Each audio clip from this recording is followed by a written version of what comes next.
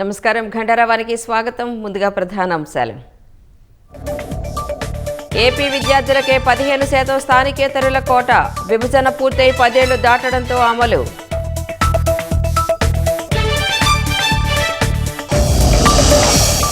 స్థానిక గిరిజనులకే ఏజెన్సీ ఉద్యోగాలు, అడవి బిడ్డలకు అండగా ఉంటామన్న సీఎం చంద్రబాబు.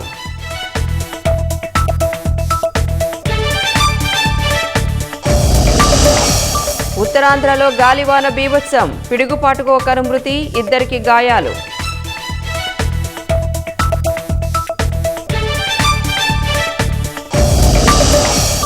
సరిహద్దుల్లో సైన్యం తగ్గింపునకు ఇరు దేశాల అంగీకారం, కాల్పుల ఘటనలకు చోటివ్వరాదని డీజీఎంఓల నిర్ణయం.